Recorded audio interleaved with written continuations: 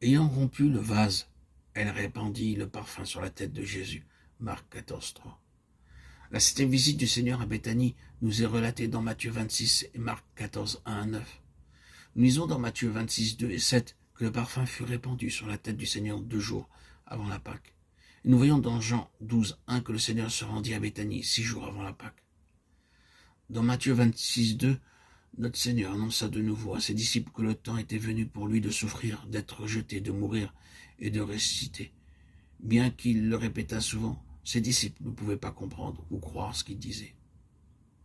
En revanche, les femmes, elles, croyaient ce que le Seigneur disait. Ce que les disciples ne comprenaient pas clairement, ce que disait pourtant si clairement notre Seigneur. Marie le comprenait. Matthieu 26, 2 et 12. Elle vint pour préparer sa sépulture, Jean 12, 7. Ses yeux furent tant et si bien ouverts qu'elle comprit qu'il offrait volontairement sa vie pour le monde entier, Jean 10, 11, 14, 17, 18. Cette femme dut certainement vendre tout ce qu'elle possédait pour acheter ce vase de parfum. Puis elle l'apporta au Seigneur Jésus, rompit le vase et répandit le parfum sur lui, Marc 14, 3. Elle désirait que chaque goutte soit répandue sur lui. C'est pourquoi nous lisons dans Marc 14 qu'elle rompit le vase. Rien n'y pouvait plus rester. Elle le versa sur sa tête afin que tout son corps soit oint. À l'agneau soit la louange, l'honneur, la gloire et la force, au siècle des siècles, Apocalypse 5, 13. Cette femme voulait exalter le Seigneur Jésus. Elle ne pouvait rien faire d'autre. Alors elle vint pour l'oindre, signifiant ainsi, « Maintenant, Seigneur, je crois que tu vas mourir pour le monde. Tu l'as dit. Tu donnes ta vie pour tes brebis et tu meurs comme l'agneau de Dieu. Tu es mon Créateur et mon Roi. » Ainsi, elle apporta le parfum le plus précieux en disant par la foi, « Seigneur, je suis prête à tout répandre pour toi. Demande ce que tu veux, je suis prête à te le donner. » C'est la véritable adoration. Lorsque nous aussi nous croyons aux paroles du Seigneur Jésus, la lumière de Dieu commence à briller en nous. Nous voyons qu'il est notre Créateur, le Roi des rois, le Seigneur des seigneurs, et qu'il est digne d'être adoré. Et nous lui disons, je vais te donner tout ce que j'ai. Nous aurons le désir de répandre sur lui tout ce qui nous est précieux et d'être à ses pieds. Alors, nous serons exaltés par lui. Plus nous l'exaltons, plus nous serons exaltés. L'agneau est digne de recevoir la puissance, la richesse, la sagesse, la force et l'honneur.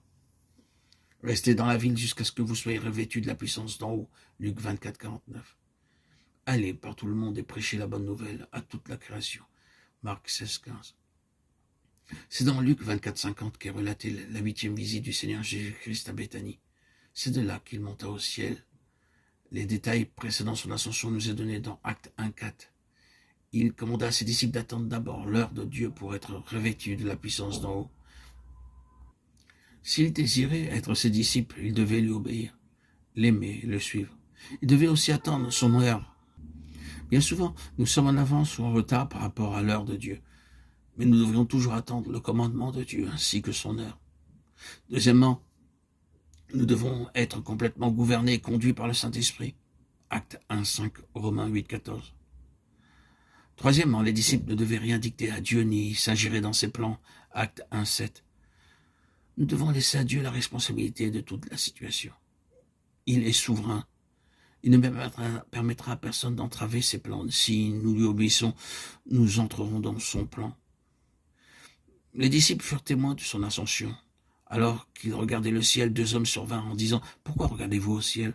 Retournez et racontez au peuple ce que vous avez entendu. Dites-leur comment vous l'avez vu monter au ciel et comment il reviendra de la même manière que vous l'avez vu allant au ciel. » Ceci fut le dernier message. Il reviendra de la même manière.